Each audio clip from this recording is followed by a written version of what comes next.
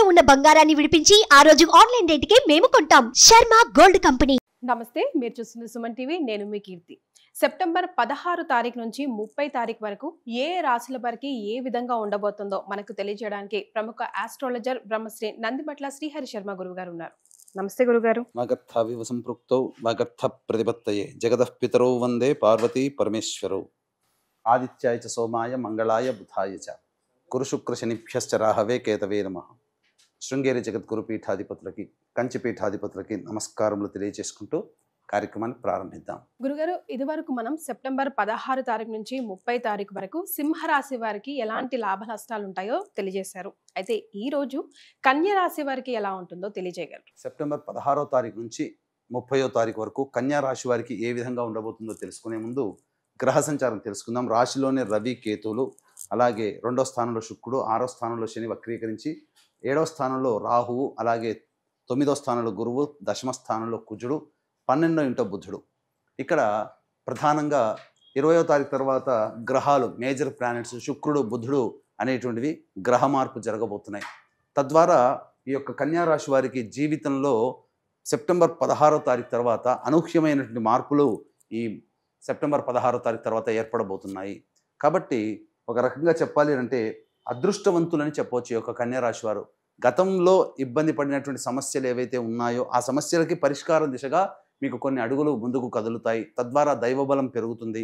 అనుకున్నటువంటి కార్యక్రమాల్లో ముందుకు వెళతారని చెప్పవచ్చు. ముఖ్యంగా రియల్ ఎస్టేట్ రంగంలో ఉన్నటువంటి వారికి అద్భుతమైనటువంటి అవకాశము ఇక భవిష్యత్తు మీదేగా ఉండబోతుంది. ఎందుకంటే అక్టోబర్ 18వ తారీఖు నుంచి కుజుడు లాభస్థానంలో ఈ యొక్క స్తంభన యోగంలో ఉండడం, అత్యంత యోగప్రదుడుగా మారడము, భూగృహ వసతులు లేనటువంటి వారికి భూగృహ వసతులు దొరికే విధంగా మీకు అడుగులు మీ ముందుకు పడడం, తద్వారా మీ జీవితంలో అనుకున్నటువంటిది, ఎన్నాళ్ళ నుంచో గృహం రాలేదు, అలాగే ఒక మంచి స్థలం ఉంటే బాగుండు, లేదా ఒక మంచి వాహనం ఉంటే బాగుండు, లేదా ఇలా అనేక రకాలైనటువంటి ఆలోచనతో ఉన్నటువంటి వాళ్ళకి మంచి స్థిర ఆస్తి ప్రాప్తి, ఫిక్స్డ్ అసెట్స్ అనేటివి మీకు కలుగుతాయి. ముఖ్యంగా ఈ యొక్క సంబంధించినటువంటి భవిష్యత్ ఆశాజనకంగా ఉండబోతుంది. కాబట్టి కన్యా రాశి వాళ్ళు చాలా ఆనందంగా మీ యొక్క ప్రయత్నాన్ని ఆత్మవిశ్వాసంతో ముందడుగు వేసినట్లయితే చాలా మంచి జీవితం పొందుతారని చెప్పవచ్చు. అయితే విద్యార్థులకి సంబంధించి చూసుకున్నట్లయితే ఇక్కడ కొంత గడ్డు కాలంగా చెప్పబడుతుంది. విద్యార్థులకి చేసేటువంటి ప్రయత్నాల్లో కొన్ని ఆటంకాలు వచ్చేటువంటి అవకాశాలు ఎక్కువగా గోచరమవుతున్నాయని చెప్పవచ్చు. ముఖ్యంగా ఈ యొక్క ఫుడ్కి సంబంధించినటువంటి వ్యాపారస్తులకి అనుకూలవంతమైనటువంటి జీవితం, ఏ విధంగానైనా రెస్టారెంట్స్, అలాగే హోటల్స్ మరియు విద్యాలయాలు, అలాగే ఈ సంబంధించినటువంటి తీర్థయాత్రలకు సంబంధించినటువంటి బస్సులు నడిపే వాళ్ళు కావచ్చు, పూజా సామాగ్రి వాళ్ళు కావచ్చు, జ్యువెలరీ రంగంలో ఉన్నటువంటి వాళ్ళు కావచ్చు, హోటల్ ఇండస్ట్రీలో ఉన్నటువంటి వాళ్ళు కావచ్చు, పెట్టుబడులు పెట్టడానికి లేదా వ్యాపార విస్తరణ చేయడానికి కొంత సమయం ఆలోచించి చేయండి. ఎందుకంటే ఇప్పుడున్నటువంటి సమయం కంటే భవిష్యత్ అనేటువంటిది ఆనందదాయకంగా ఉండబోతుంది. తద్వారా మీకు అన్ని మంచి శుభ ఫలితాలు జరిగేటువంటి అవకాశాలు గోచరమవుతున్నాయి. ఇక అన్నిటికంటే ప్రధానంగా కుటుంబ సమస్యలు తీరిపోయి ఆనందకరమైనటువంటి జీవితం పొందే అవకాశం ఈ యొక్క కన్యా రాశి వారికి ఏర్పడబోతుంది. కాబట్టి 22వ తారీఖు తర్వాత కుటుంబంలో ఉన్నటువంటి కలతలన్నీ తొలగిపోయి ఒక అండర్స్టాండింగ్ లెవెల్కి వచ్చే అవకాశాలు ఎక్కువగా ఉన్నాయని చెప్పవచ్చు. ఇక ప్రధానంగా శక్తికి మించి పనిచేయాల్సినటువంటి పరిస్థితి వస్తుంది. సామర్థ్యానికి మించి పనిచేయాలి.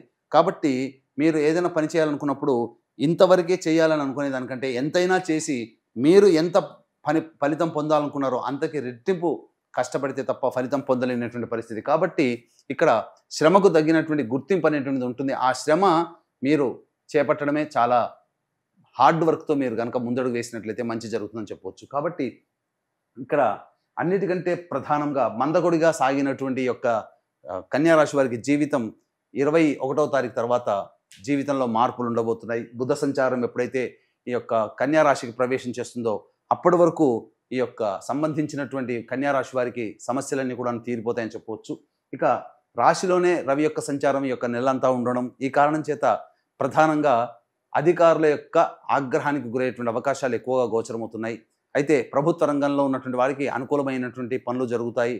ప్రభుత్వ కాంట్రాక్ట్లో ఉన్నటువంటి వారికి, ప్రభుత్వ ఉద్యోగస్తులకి అధికారుల యొక్క అండదండలతో మీ యొక్క కార్యక్రమాలన్నీ కూడా చక్కబెట్టుకుంటారని చెప్పొచ్చు.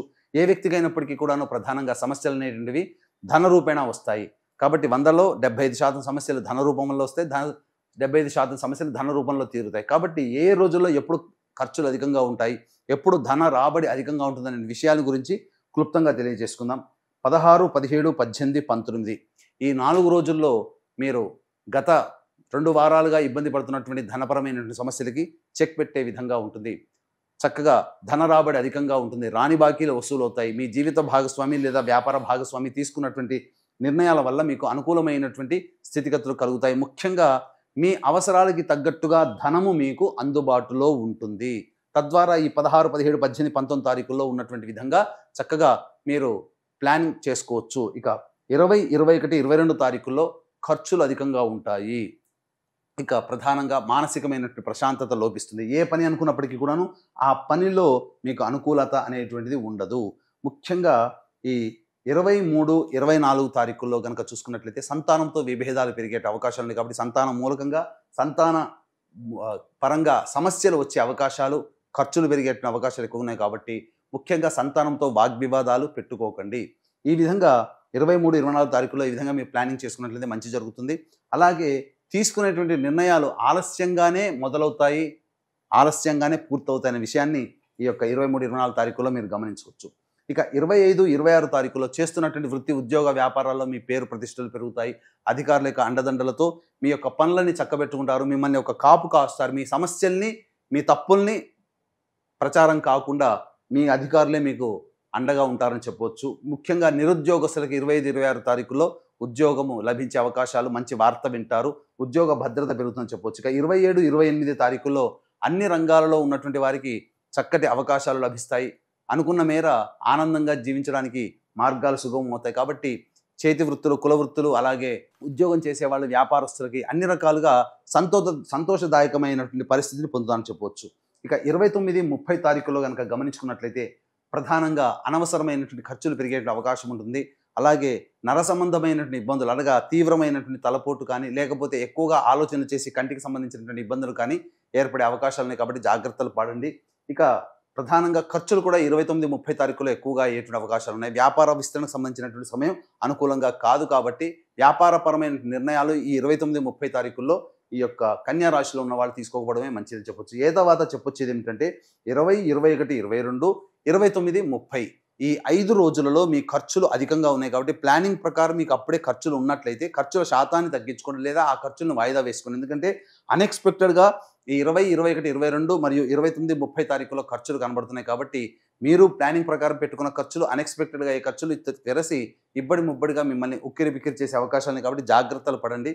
ఏది ఏమైనప్పటికీ కూడాను ప్రధానంగా ఈ 16, 17, 27, 28 ఈ రోజులలో మీకు వ్యాపారం మూలకంగా కావచ్చు, వృత్తి మూలకంగా కావచ్చు, ఉద్యోగ మూలకంగా కావచ్చు, మీకు అధిక సంతోషం కలిగించే ధనాదాయం ఉండడము, అవసరానికి తగ్గట్టుగా, ఖర్చులకి తగ్గట్టుగా మీకు డబ్బు సహకారాలు అందుబాటులో ఉండడం మంచి జరుగుతుంది. 25, 26 తారీఖుల్లో ఉద్యోగంలో ఉన్నతమైనటువంటి స్థానానికి చేరుకోవడానికి అవకాశాలు గోచరమవుతుందని చెప్పొచ్చు. ఇక ఏ తర్వాత ఎంతటి వ్యక్తికైనప్పటికీ కూడాను దైవానుగ్రహం తప్పనిసరి. కాబట్టి ఈ యొక్క కన్యా రాశి వారికి సెప్టెంబర్ 18వ తారీఖున ఏర్పడేటువంటి ఈ యొక్క గ్రహణ దోషం కూడా ఈ కన్యా రాశి వారికి ఉంది. కాబట్టి ఎంత యోగించినప్పటికీ గ్రహణ దోష ప్రభావం కొంత ఇబ్బందికర పరిస్థితులు. కాబట్టి ఈ యొక్క కుంభమీన, మేష, మిథున, కర్కాటక, కన్య, వృశ్చిక రాశిలో జన్మించిన వారికి చంద్రగ్రహణ దోష పరిహారార్థమై చంద్రగ్రహణ దోష నివారణ హోమాలతో పాటు విద్య, వివాహ, ఉద్యోగ, దాంపత్య, అనారోగ్య సమస్యల నివారణకి 18 రకాల హోమాది కార్యక్రమాలు కేవలం పర్ హెడ్ 1500 రూపాయలకి చేయించడం జరుగుతుంది. అవకాశం ఉన్న వాళ్ళు కార్యక్రమ తదనంతరం కాంటాక్ట్ చేసి పూర్తి వివరాలు తెలుసుకోవచ్చు. అలాగే ఈ యొక్క పితృపక్షాలలో తండ్రి వైపు 7 తరాలు, తల్లి వైపు 4 తరాల్లో కుటుంబాల్లో ఏవైనా దుర్మరణాలు ఉన్నా, అనగా road accident, fire accident, suicide attempt, నదిలో బావిలో పడి చనిపోవడం, ఇంట్లోంచి వెళ్ళిపోవడం, లివర్ ఫెయిల్, కిడ్నీ ఫెయిల్, క్యాన్సర్తో చనిపోవడం, 60 సంవత్సరాల లోపల ఏ విధంగా చనిపోయినా, కరోనాతో చనిపోయినా, కాలసర్పదోషంలో జన్మించిన, ఇలా సంబంధించినటువంటి దుర్మరణాలు కుటుంబంలో కనుక ఉంటే అది పితృదోషంగా చెప్పబడుతుంది. ఈ పితృదోష ప్రభావం వలన మనిషికి అనుకున్నటువంటి పనులేవి జరగకపోవడము, పెళ్లిళ్ళు కాకపోవడము, సంతానం కలగకపోవడము, జీవితంలో అభివృద్ధి ఉండకపోవడం అనేటువంటి జరుగుతుంది. కాబట్టి ఈ పితృదోష నివారణకి సంబంధించి సెప్టెంబర్ 25, 30 తారీఖుల్లో కార్యక్రమాలు చేయించడం జరుగుతుంది మా ఆధ్వర్యంలో. అలాగే రాలేని వాళ్ళ కోసం బ్రాహ్మణుని కర్తగా పెట్టి కూడా చేయించడం జరుగుతుంది. అవకాశం ఉన్న వాళ్ళు కార్యక్రమ తదనంతరం కాంటాక్ట్ చేసి పూర్తి వివరాలు తెలుసుకోవచ్చు. గురుగారు, మరి కన్యా రాశి వారికి ఎలాంటి రెమెడీస్ తెలియజేస్తారు? కన్యా రాశిలో జన్మించినటువంటి వారు ప్రతిరోజు చక్కగా దత్తస్తవము, కాలభైరవాష్టక పారాయణం రోజుకి 3 సార్లు పారాయణం చేయడం, అలాగే బుధవారం రోజున విష్ణు ఆలయంలో స్వామివారికి తులసిమాల వేసి చక్కగా అర్చన కార్యక్రమం చేయించుకోండి స్వామివారికి. తప్పకుండా మీ యొక్క సమస్య, మీ యొక్క విష్ అనేది నెరవేరుతుంది అని చెప్పడంలో ఏమాత్రం సందేహం లేదు. ఇవి మీ యొక్క జన్మ రాశి రీత్యా గోచారీత్యా వచ్చేటువంటి ఫలితాలు. ఇక మీ జన్మ కుండలి, జన్మించిన సమయాన్ని బట్టి జన్మ కుండలి ఒకటి ఉంటుంది. ఆ కుండలిని బట్టి మన పూర్తికాల జీవితంలో జరిగేటువంటి మంచి చెడు గురించి తెలుసుకోవచ్చు. సమస్యలు అధికంగా ఉన్నాయంటే దగ్గరలోని మంచి ఉపాసనా పరులైనటువంటి జ్యోతిష పండితుల్ని సంప్రదించి వారి సలహాలు సూచనలు పాటించినట్లయితే ఇంకా మెరుగైన ఫలితాలు మీరు పొందుతారని చెప్పవచ్చు. చాలా సంతోషం గురుగారు, ధన్యవాదాలు. సర్వం శ్రీ ఉమామహేశ్వర పరబ్రహ్మార్పణమస్తు.